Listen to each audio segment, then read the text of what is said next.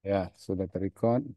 Saya lanjutkan eh, mengenai medan listrik. Nah, jadi ini sering kali kita membicarakan mengenai medan listrik ini supaya paling tidak kita mengerti lah mengenai medan listrik.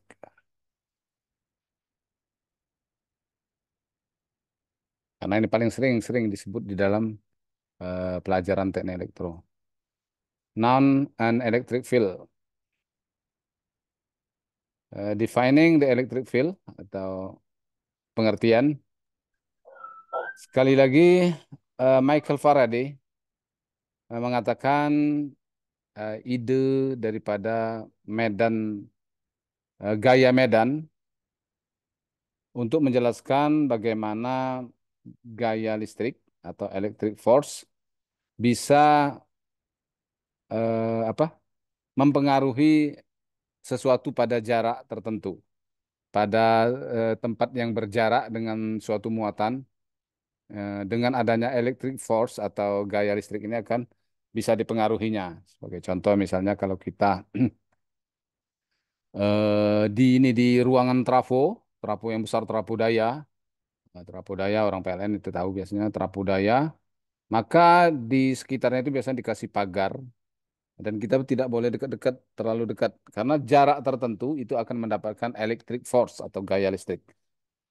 Kemudian an electric field atau sebuah suatu medan listrik merupakan suatu eh, perangkat dari sebuah area atau katakanlah apa ya, properti peralatan peralatan dari area di sekitar sebuah muatan. Jadi kalau ada satu muatan yang ada di sekitarnya itu, yang benda-benda yang di sekitarnya itu adalah termasuk dalam medan listriknya, yang menghasilkan gaya pada muatan yang lain, pada muatan objek yang lain. Jadi kalau ada satu trapodaya, contohnya yang mempunyai tegangan listrik yang tinggi, maka dia akan menghasilkan medan listrik. Maka jarak di sekitar dia itu akan dipengaruhi oleh medan listrik ini. Nah, benda-benda yang ada sekitar pengaruh medan listrik oleh trapodaya tadi akan mudah untuk apa? Untuk terhubung. Ada chat ini ya, saya baca dulu chat. Oh, lagi bekerja Sofian Sianturi. Oke. Jadi akan mudah terhubung. Makanya kalau suatu benda berada pada sekitar medan yang dipengaruhi oleh listrik yang bertegangan itu akan mudah untuk terhubung. Kita katanya you cannot see an electric field, kamu tidak bisa melihat medan listrik itu, tapi kita bisa mendeteksinya. Tapi medan listrik tersebut bisa dideteksi eh, at present, pada saat tersebut atau ketika ada medan listrik. Buktinya ada medan listrik itu bisa didapatkan, tapi dia nggak bisa dilihat bahwa medannya sebesar apa gitu kan, jaraknya segimana gitu, nggak tahu.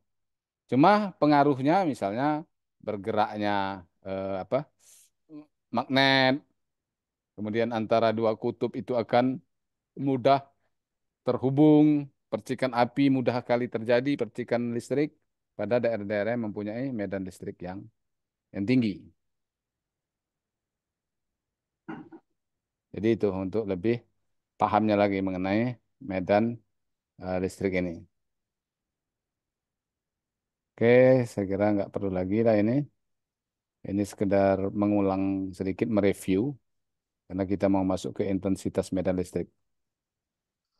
The electric field atau medan listrik pada titik A, at point E, the location of Q action yang merupakan lokasi dari Q action direpresentasikan atau dinyatakan dengan persamaan berikut. Sorry, ini persamaannya mana? Nggak nampak. Bentar ya. Nah, ini nampak dia. Kalau di sini nampak dia. Nah, ini persamaannya. Kuat medan listrik adalah F per Q aksen. Makanya satuannya itu adalah Newton per kolom. Ini dia satuannya. Medan listrik itu satuannya Newton per kolom. The direction of the electric field atau arah daripada medan listrik itu adalah searah dengan gaya daripada muatan positif. Nah, ingat bahwa searah dengan gaya muatan positif. Kalau ditanyakan arah daripada medan listriknya kemana arah bergerak muatan positif, situlah arah daripada medan listriknya. Kemudian besar medan listrik itu dinyatakan dengan Newton per kolom. Oke. Jadi seperti ini perumpamaannya. Misalnya sebuah medan listrik, an electric field, diukur menggunakan sebuah muatan uji positif 3 kali 10 pangkat minus 6 kolom. Jadi ada sebuah muatan ketika diuji, muatannya itu 3 kali 10 pangkat minus 6 kolom. Kemudian muatan uji tersebut, the test charge, experience a force, mendapatkan, mengalami gaya 0,24 Newton. Pada suatu sudut 15 derajat. Gambarnya di sebelah kanan ini. 15 derajat utara daripada selatan. Arah utara daripada selatan ini ya. Ada utara selatannya. North east, sorry, north east ini apa? Eh, Timur laut lah kalau kita bilang. North east itu timur laut. Utara timur laut. What are the magnitude? Nah, berapa besar dan arah daripada medan listrik pada lokasi atau pada titik muatan uji tersebut. Nah, gitulah sebenarnya di Q aksen ini. Berapa sih medan listriknya gitu kan?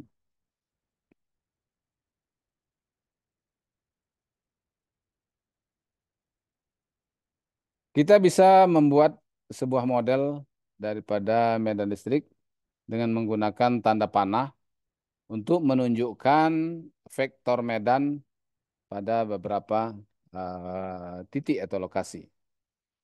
Panjang daripada panah kalau dalam kita menggambarkan vektor medan itu adalah menunjukkan kuatnya medan medan listriknya. Jadi kalau panjang seperti EC ini kan berarti kuat medan listriknya lebih kuat. Kalau EB itu kuat medannya lebih kecil. Lebih kecil lagi EA itu kuat medan paling kecil. Itu jadi kalau kita menggambarkannya merepresentasikan tanda panah itu besarnya berapa.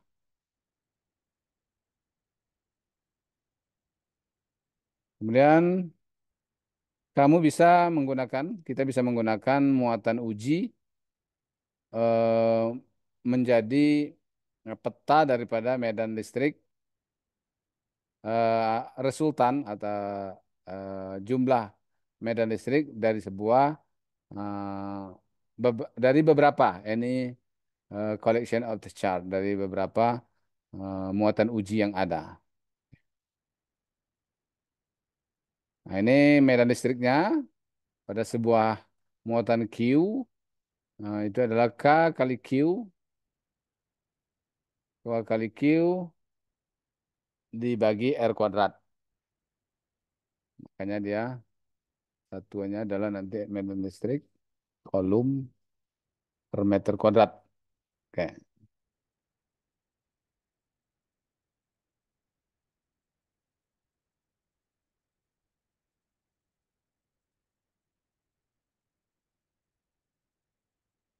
Kita bisa merepresentasikan medan listrik dengan garis medan listrik. Medan listrik garis. Jadi medan listrik itu juga bisa berbentuk bola, titik, ataupun garis. Kemudian the spacing between the line indicate jarak antara garis itu menunjukkan kuat medannya. Semakin rapat berarti semakin kuat medannya. Jadi medan itu akan lebih kuat The field is stronger where the line ketika garis yang dibuat itu lebih lebih dekat atau lebih rapat. Jadi kalau ada garis-garis lebih rapat berarti medannya lebih kuat. Kalau garis-garisnya jarang berarti medannya lebih eh, lemah. Ini kalau kita memodelkan medan listrik, electric field line are direct toward negative charge and away from positive charge. Jadi kalau kita menggambarkan garis medan, kalau tanda positif itu dia arahnya keluar, kalau tanda negatif arahnya masuk, gitu ya. Ini kayaknya sudah mengulang, sudah pernah saya sampaikan, tapi nggak apa-apa lah, supaya kita lebih mengingat lagi dan memahami untuk menotasikan kalau tanda positif itu arah panahnya keluar dari tanda positif, kalau tanda negatif arah panahnya masuk. Nah, ini juga singkat saya sudah pernah saya gambarkan juga. When more than one electric charge is present, jika ada lebih dari satu muatan, eh, maka medan listrik itu ditambahkan secara bersama. Jadi kalau ada berapa ditambahkan lah ya, berapa medannya satu, misalnya dua, tiga dan seterusnya. Inilah pengenalan mengenai mengenai medan medan listrik.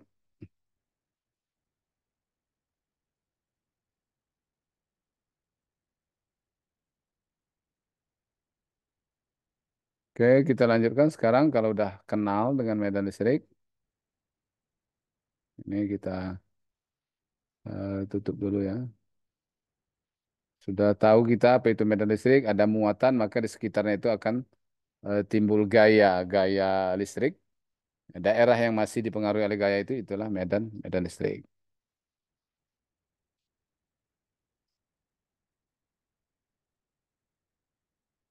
Sekarang sebentar ya, kita masuk lagi.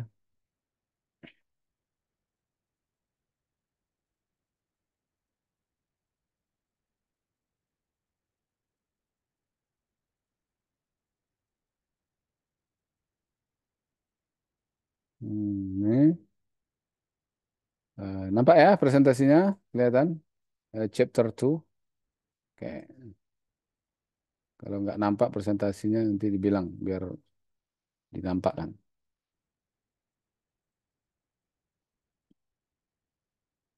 Kemarin kita sudah membahas ya sebenarnya mengenai kolom law. Jadi kita akan lewatkan nanti kalau ketemu dengan kolom law atau hukum kolom, karena kemarin minggu lalu sudah kita bahas K kali Q1 Q2 per R kuadrat kemarin sudah mengenai hukum kolom, dan dia gaya antara dua muatan itu dipengaruhi oleh bahan ataupun zat di antara atau muatan itu berada di antara dua muatan lah, dua muatan itu. Jadi zat di antara dua muatan itu mempengaruhi besarnya medan. Itulah namanya epsilon nol ini, yang ada epsilon nol ini ya. Jadi ada epsilon nol ini menunjukkan hmm, muatannya itu besar atau tidak, ini yang epsilon nol. Bahannya menghambat ataupun memperlancar muatan. Nah, kemarin sudah ya, ini masalah hukum kolom, ada yang ke kiri kanan saling tolak menolak, ada yang saling tarik menarik. Nah, ini juga kemarin jika ada beberapa muatan, maka dia akan menghasilkan eh, gaya akibat muatan-muatan tersebut. Kalau kita lihat di sini ada merupakan vektor. Dalam bentuk vektor, hukum kolom ditulis sebagai 1/4 pi epsilon nol kali Q1 Q2 per R12 kuadrat kali A12. Q1 muatan 1, Q2 pada gambar di atas adalah muatan 2. Kemudian R12 adalah jarak antara muatan 1 dengan muatan 2 dikuadratkan kalikan A12. A12 ini adalah vektor satuan, persatuan dari satu ke kedua. Jadi F2 adalah gaya pada Q2. Kita perhatikan di sini ya. Eh, jadi,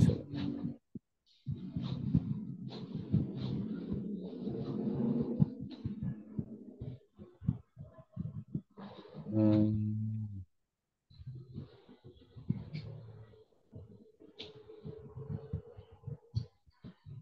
jadi ini eh, F2 ini katanya F2 ini adalah gaya pada Q2.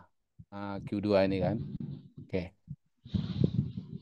Untuk kasus ini di mana Q1 dan Q2, Q1 dan Q2 memiliki tanda yang sama, sama-sama positif.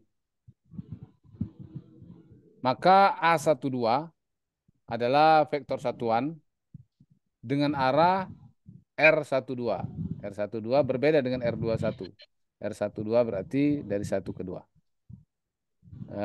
Segmen garisnya dari Q1 kepada Q2.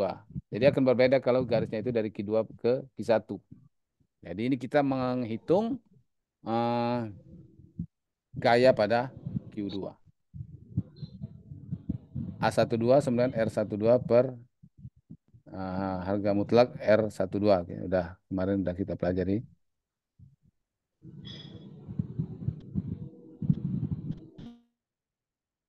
Eh,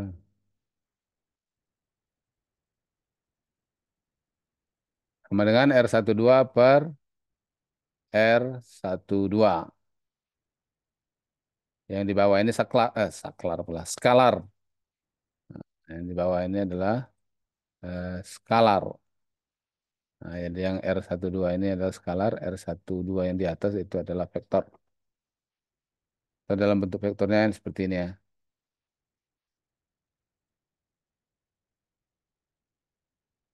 Atau R2 dikurang R1 per R2 dikurang R1 harga mutlak. Yang atasnya adalah vektor ya. Vektor R2 dikurang vektor R1.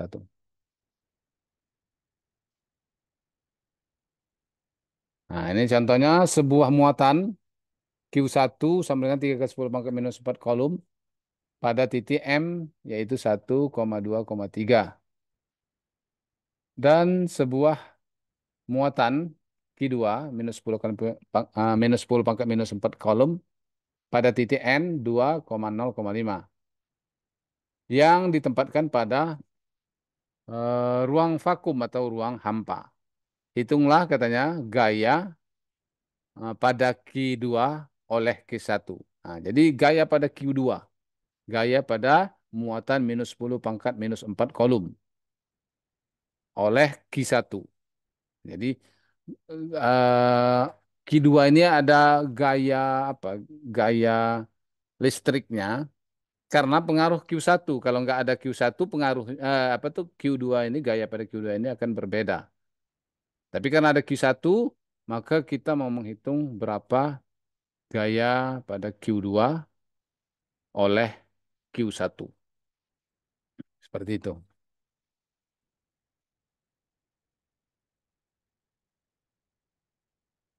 Hmm.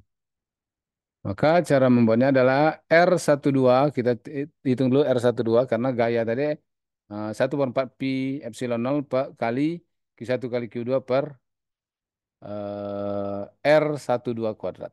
Nah, maka R12-nya harus kita hitung. R12 itu R2 dikurang R1. Vektor R2 dikurang vektor R1. Vektor R2 itu adalah 123 tadi. Sorry, vektor 2, 205. 2AX tambah 0AY tambah 5AZ dikurang 1,2,3 pada titik Q1 yang ini.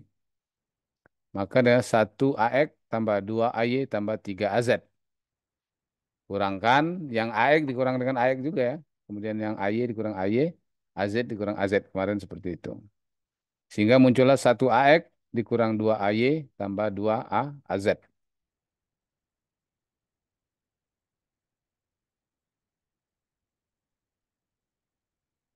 Kemudian Tadi rumusannya itu kan ada vektor A12. Jadi A12 itu adalah R12 dibagi besar vektor R12. Ini R12 udah kita peroleh. R12 itu adalah berarti A1 AX dikurang 2 AY tambah 2 AZ tambah 2 AZ yang ini dibagi 3. Jadi R12 itu 3. Kenapa 3? 1 kuadrat tambah 2 kuadrat tambah 2 kuadrat diakarkan. 1 tambah 4 tambah 4. 4 tambah 4, 8 tambah 1, 9. Akar 9 itu 3. Makanya di sini tertulis 3. Nah, dari mana datangnya 3 itu karena besar vektor R12.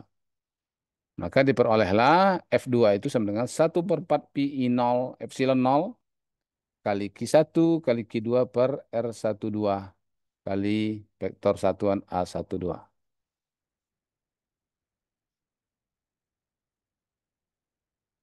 Sama dengan 1/4 pi E0. E0 itu adalah apa? Pada ruang hampa, perma, permitivitas, permitivitas ruang hampa. 8,854 kali 10 pangkat minus 12. Kalikan Q1 3 kali 10 pangkat minus 4. Q2 minus 10 pangkat minus 4. Eh, dibagi R12 tadi berapa? 3 kuadrat. 3 ya dikuadratkan. Kalikan sepertiga kali ini vektor A1, apa? A12. 1 AX dikurang 2 AY tambah 2 AZ.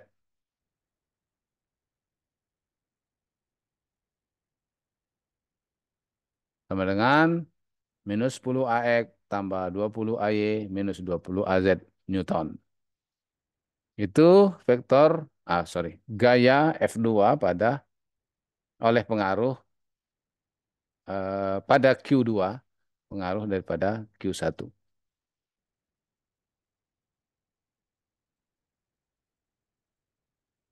Kemudian kalau kita mau menghitung yang Q1 ini kan, F1 sama dengan minus F2 sama dengan 1/4 pi nol Q1 kali Q2 per R12 kuadrat per kali A21. Nah, jadi kita nggak boleh misalnya langsung menggunakan, langsung kita minuskan aja 10 AX tambah 20 AY dikurang 20 AZ.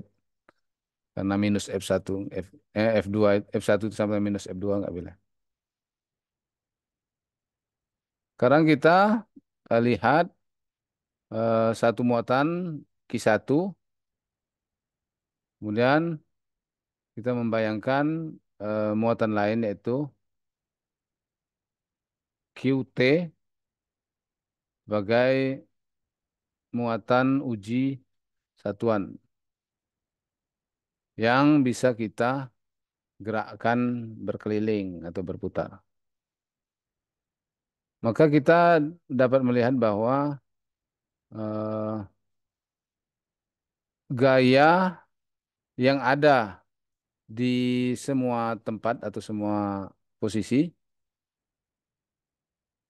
pada muatan yang kedua. Muatan yang kedua ini dinyatakan sebagai eh, gaya medan. Sekarang the force gaya pada ini diberikan oleh hukum Coulomb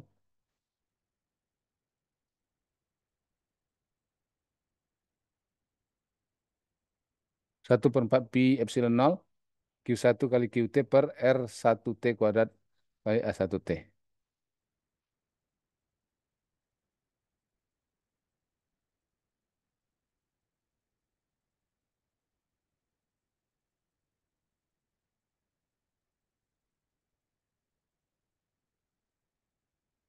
Maka gaya per satuan muatan diberikan oleh FT per QT sama dengan 1/4 pi 0 Q1 kali R1T kuadrat kali A1T.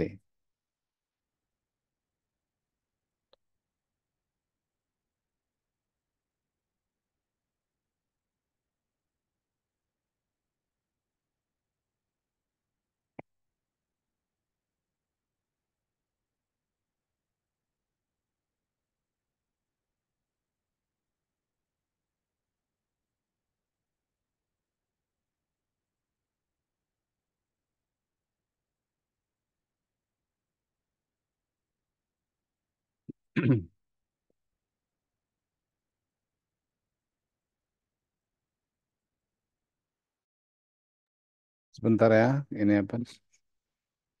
Rehat sebentar loh.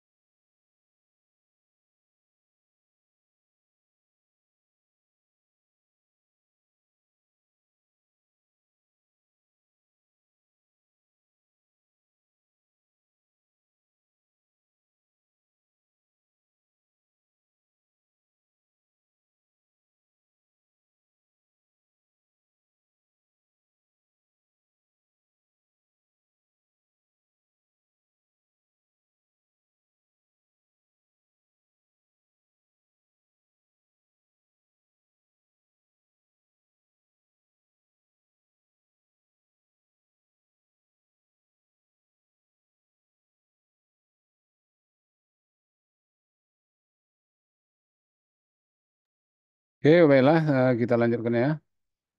Eh, kita mendefinisikan electric field intensity atau intensitas medan listrik sebagai vektor gaya pada muatan uji positif, satu muatan uji positif. Electric field intensity atau intensitas medan listrik E diukur menggunakan satuan Newton per kolom atau N per C atau volt per meter. Volt per meter. Jadi ini satuannya ada dua ya. Ada yang Newton per kolom, ada juga volt per meter. Jadi E sama dengan FT per QT sama dengan 1/4 pi N0 Q1 R1 T kuadrat per A1 T. Nah, jadi kadang ada juga eh, orang taunya satuannya itu adalah Newton per kolom, intensitas medan listriknya. Padahal sebenarnya juga ada volt per meter. Jadi medan pada titik muatan titik tunggal dapat ditulis sebagai E1/4 pi N0 Q per R kuadrat AR. Jadi kalau ada eh, satu muatan saja, kemudian kita mau melihat medannya, ya seperti ini. 1/4 pi N0 Q per R kuadrat AR. AR adalah vektor satuan dengan arah dari titik di mana muatan Q berada, di mana medan listrik atau E itu diukur. Misalnya ada satu muatan, kemudian jarak 1 meter mau diukur, maka vektornya adalah AR 1 meter tadi. Jadi itulah untuk mengukur berapa pengaruh dari muatan titik tadi. Jadi kalau kita umpamakanlah sebuah terapu daya yang besar itu ada berapa muatan, bukan muatan titik lagi, tapi sampai mungkin berjuta-juta muatan yang ada di situ. Nah, masing-masing akan mempengaruhi muatan atau suatu titik. Misalnya kita orangnya berada di dekat trafo daya tadi yang memiliki muatan berjuta-juta tadi, nah, kita jumlahkanlah pengaruh muatan yang berjuta-juta tadi pada pada seorang yang berada dekat dengan muatan tersebut atau dengan trafo daya tersebut. Jadi ini makna daripada intensitas medan listrik. Jadi kalau ada suatu peralatan yang mengeluarkan medan listrik atau memiliki muatan yang banyak, maka dia akan menghasilkan medan listrik yang banyak pula. Jadi itu ya maksudnya. Nah, ini gambarnya untuk sebuah muatan yang tidak berada pada koordinat nol atau origin koordinat, maka intensitas medannya adalah seperti ini. Oke, saya kira nanti ini bahan bisa saya share aja ya di grup. Silakan kalian pelajari sendiri, kalian baca sendiri untuk